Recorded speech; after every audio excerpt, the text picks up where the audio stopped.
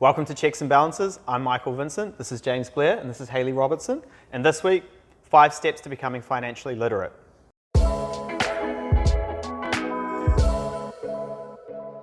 Ooh, Michael, I'm excited for this week. Very excited to have Hayley join us. So Hayley's joined us as a financial advisor at Lighthouse Wealth. Hayley, you've made the big move up from Wellington to the big smoke. How are you finding Auckland so far? So far it's pretty good, yeah. Better than I expected. I always said I'd never move to Auckland, and then this opportunity popped up and I couldn't say no, so you gotta We'll get you an Auckland Blues jersey, you'll be fine. Take a little, Yeah.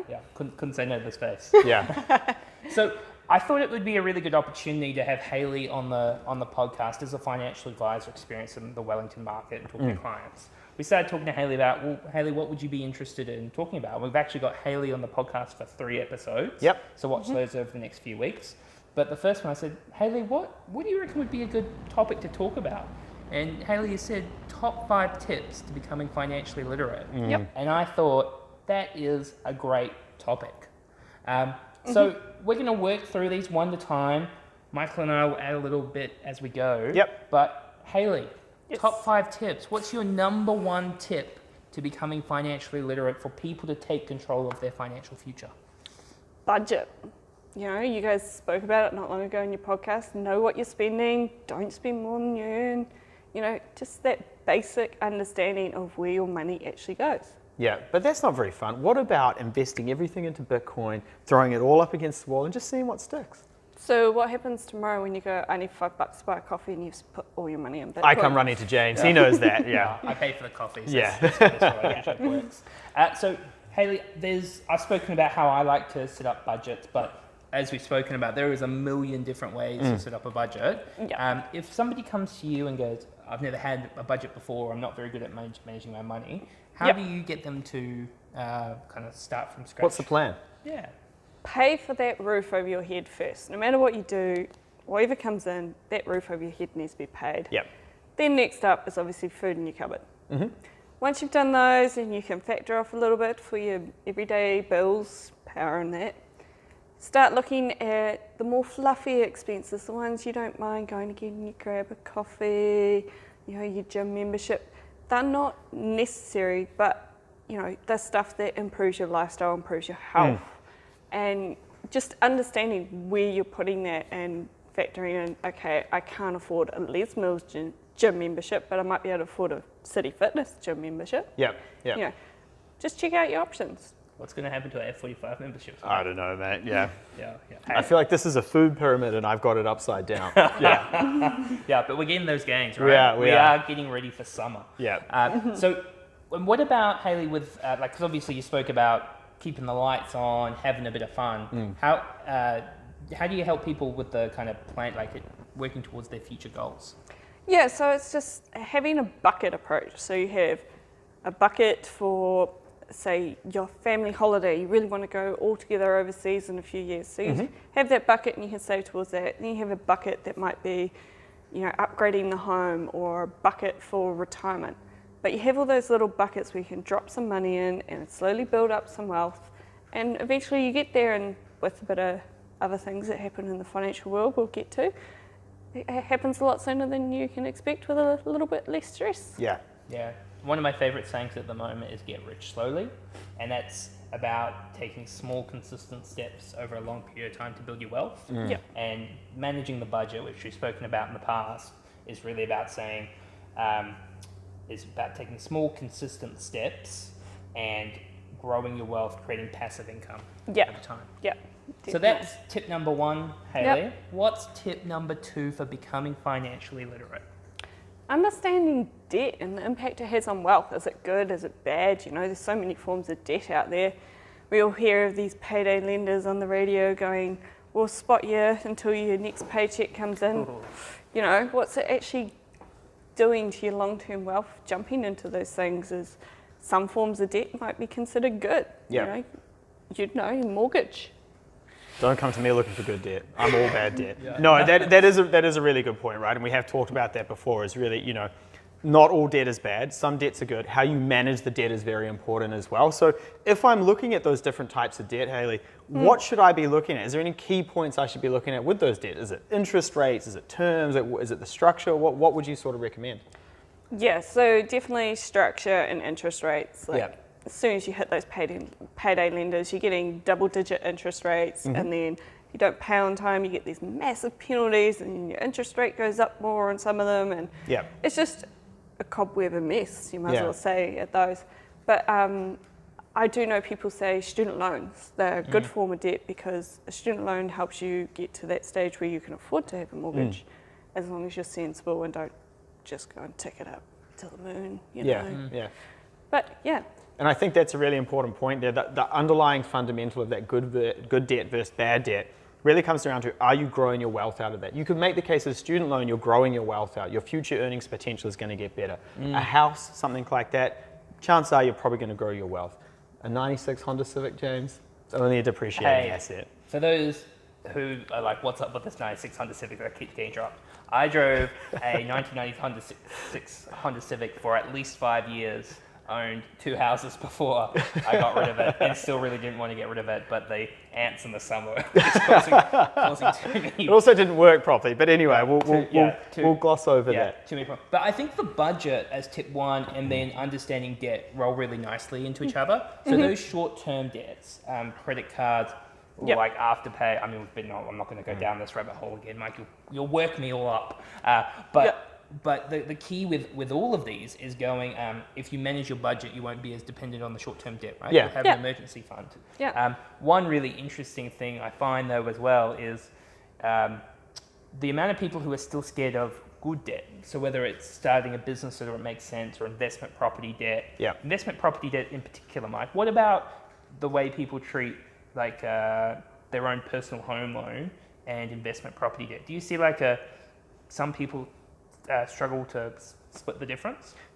So fundamentally, those are two really sort of different styles of debt. One is investment property debt, like you said, the other is owner-occupied debt. What we sort of generally guide people to doing, and I'm sort of, you're factoring in a couple of different things here, like tax implications on your investment property and that sort of thing, but what we sort of say is, focus on that owner-occupied, the house that you live in, focus on that debt first, pay that down as much as possible. There isn't really any advantage of keeping that debt at a high level or not paying it down. You're going to be building equity in that property, and you're building more equity faster if you're paying it down as well. The investment property debt is a little bit different. That's more on the tax side of things. Maybe we'll get Matt back on to talk about that a little bit, but what you're really focusing on there is the interest deductibility and the tax side. Yeah, I think the other interesting part there, though, is not necessarily what's the right thing to do, but also the psychological piece. So I don't want more debt, like I have an investment property, it doubles my debt. I find that quite interesting with how people deal with that element as well. So tip number 1, budget. 2, how to manage debt, good debt versus bad debt. What's tip number 3, Hayley? I'd say learn and upskill. So learn the fundamentals of how the money world goes, like, what happens when you invest, what other forms of ways of saving. Some people, they're really bad with the money in their bank account, online banking, it's too accessible, but yet if they pull it out and maybe put it in an envelope towards a goal, they might be a bit more disciplined with it. So know your style and upskill, do some research. There's lots of good books out there. One I can name is Rich Enough by Mary Holm. She's a Kiwi. She's a New Zealand writer. She's like a good person to go to for some good advice. So avoid the Wolf of Wall Street book and go in that direction, you think? More down that lane. Cool. I knew you were going to do that.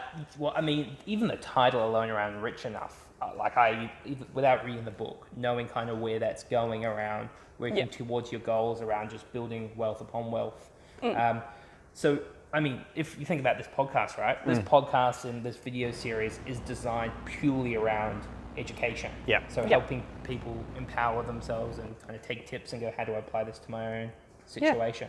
A book that I've read and a lot of my clients have read and then come to me is The Barefoot Investor. So that's an Australian who's written a book. It's got a little bit of a like it talks about Australian super and tax rules over there and those kind of things.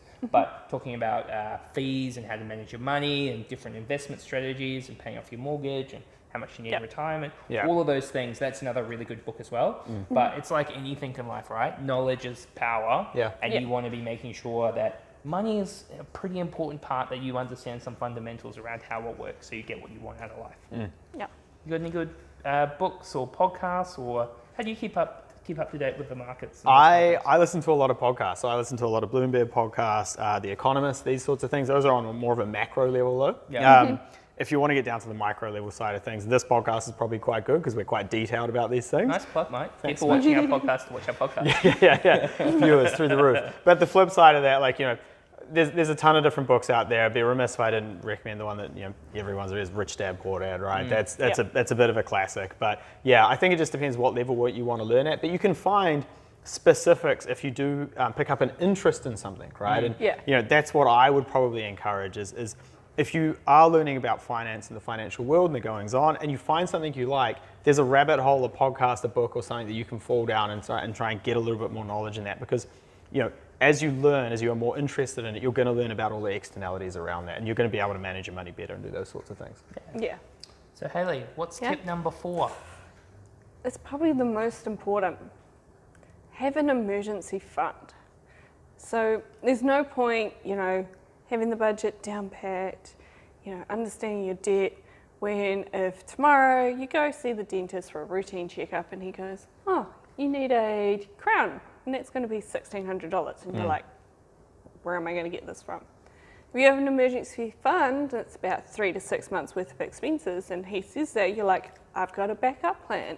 I'm good. I can go and get my tooth sorted, and I'm not going to be in pain. And, it's just saving into this fund regularly, get it up to that 3 to 6 months, but still slowly dripping it. So when things like your dentist bill comes up, it's not a massive hit, and you can slowly get back up to where you should be beforehand. Absolutely. I know in the Barefoot Investor book, they refer to that as the mojo account. So you just walk around with a little bit more swag, a little bit more mojo in day-to-day life, because whatever comes your way, that you're going to be okay. But if you're living paycheck to paycheck, and we know life's going to happen at some point, right? That you want to know that whatever happens, you're going to be all right. So an emergency fund's a little bit boring, but really important. For those that say, well, I've got a floating loan or a revolving credit or whatever it might be, that can be an emergency fund.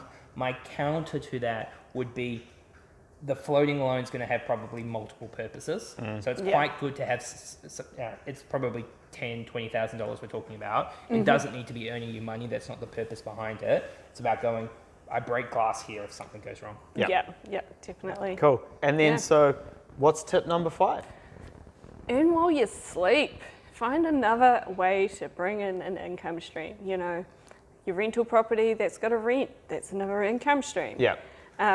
If you buy shares, you get dividend payments. There's another income stream. It's very similar to rent payments. The compounding interest effect, we all know about it. We all love it. You save $1 today, next month they might give you 10 cents for that dollar. Then that goes with the $1.10, and you get interest on top of that, and it just keeps happening. So the sooner you start saving towards long-term goals, the more that compounding effect will take place, and then the easier it is to save.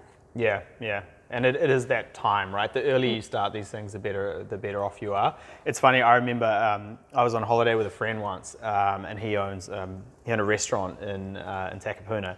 And I distinctly remember him taking a call as we were at the beach, and I was like, man, what are you doing? Why are you working? And he's like, there's an entire restaurant of people who are working to make me money right now. And I was like, damn, that is awesome. So we're going to buy a restaurant, Mike? Hell no.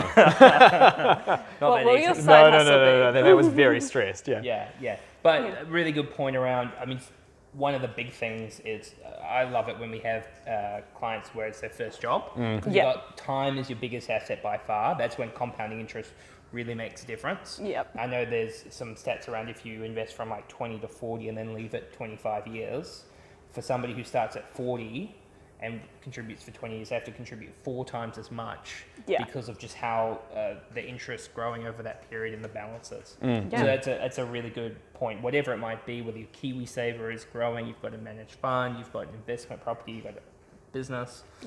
Kind of sounded like you were going to get another job, Hayley. You've just got here. I'm not sure about a second job yet. Don't let all my secrets out at Yeah, once. yeah. Podcast, host on Cheques and Balances.